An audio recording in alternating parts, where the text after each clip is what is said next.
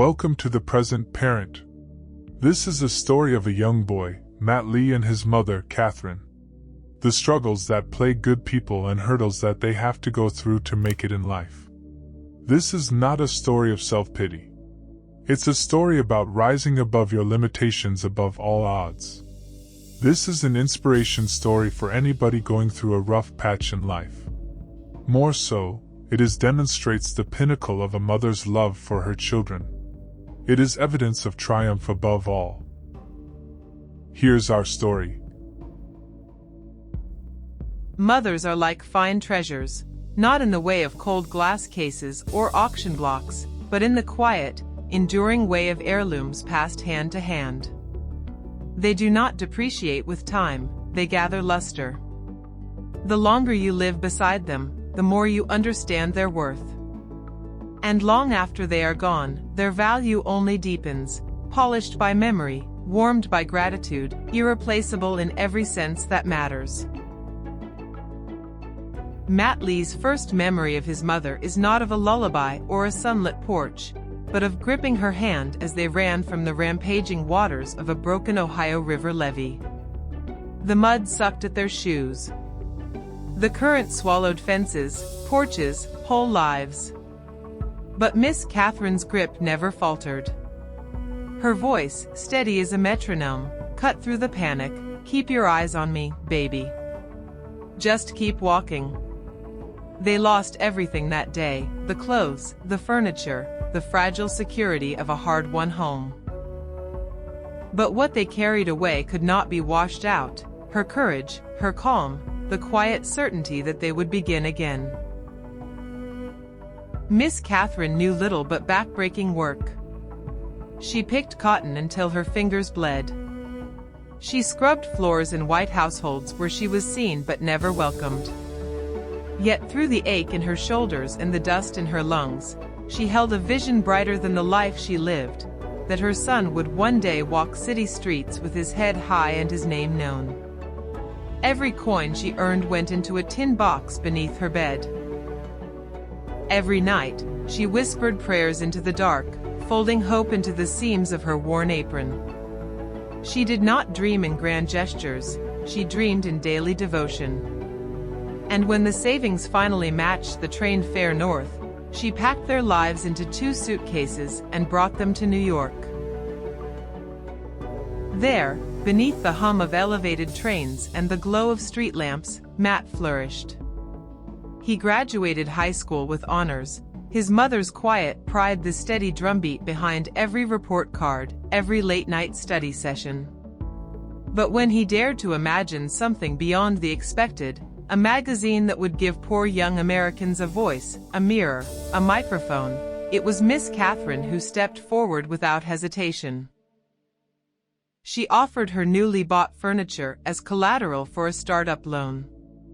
Those pieces were not just wood and fabric, they were her first true home, earned stitch by stitch, dollar by dollar. She signed the papers with a trembling but unyielding hand, her eyes saying what her voice rarely did: "I trust you. I always will." The Brooklyn light took root. Then our streets. Then sky. 3 radio stations followed. And as the world began to know Matt Lee's name, he made sure the first person to feel the weight of his success was the woman who had carried him through floodwaters and doubt. He retired her, placing her on his personal payroll so she would never lift another broom or count another coin again. He bought her warmth, rest, and time. But she, in turn, continued to give him what money could never purchase: her presence.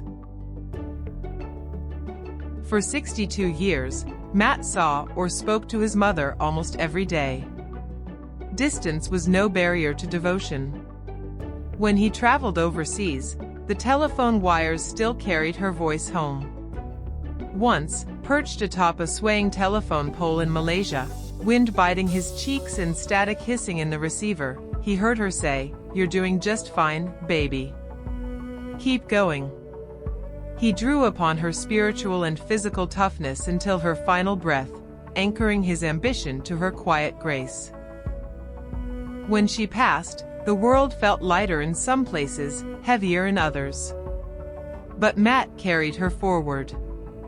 Not a day passes, he would say, that I don't feed off the bread of her spirit. And what bread it was, as kneaded with sacrifice, baked in patience, broken open to feed not only her son, but millions who would later find dignity in the pages he published. Mothers like Miss Catherine are not measured by what they accumulate, but by what they leave behind in us. They appreciate with time. They comfort through absence. They become the quiet rooms we return to when the world grows loud, the steady hands we feel on our shoulders long after they've let go. And like the finest of collectibles, their true value is only fully understood when we learn to hold them gently, remember them faithfully, and pass their warmth forward.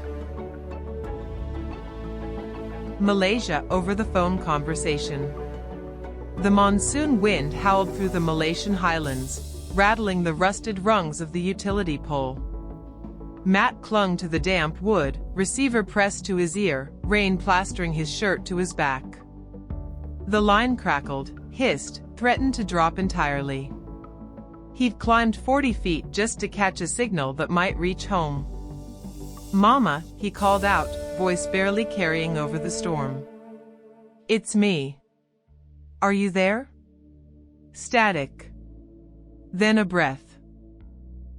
Then her voice, thin but clear as a struck bell. "I'm here, baby. I'm right here." He closed his eyes. I didn't know if this would work. The press, the stations, sometimes it feels like I'm building on sand. "I'm so tired, Mama." A pause.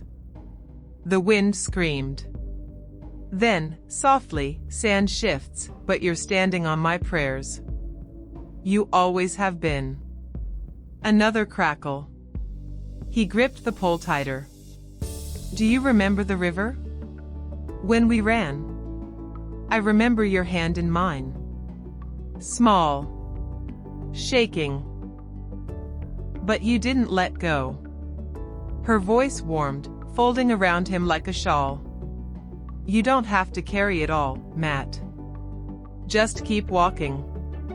One step. Then another. I've been walking for you since before you knew my name. Let me keep walking with you now." He swallowed hard. Rain mixed with something hot on his cheeks. "I miss you." "I'm right here," she whispered again. "In every coin you save, every page you print, every breath you take when you think you can't. You're doing just fine, baby. Keep going." The line hissed, faded, then steadied. He leaned his forehead against the wet wood and breathed. Thousands of miles away, but exactly where she'd always kept him, held. Mothers like Miss Catherine are not measured by what they accumulate, but by what they leave behind in us. They appreciate with time. They comfort through absence. They become the quiet rooms we return to when the world grows loud, the steady hands we feel on our shoulders long after they've let go.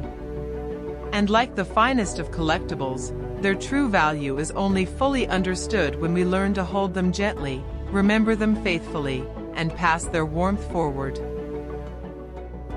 In a world full of digital distractions, busy schedules, and endless to-do lists, it is easy to miss the moments that matter most. This channel is a judgment-free space for moms, dads, and caregivers who want to slow down, put down the phones, build deep and lasting connections with their children.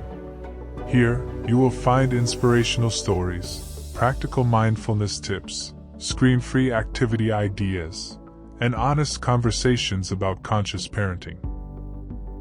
Subscribe for weekly videos and podcasts on how to shift from distracted parenting to deeply connected parenting.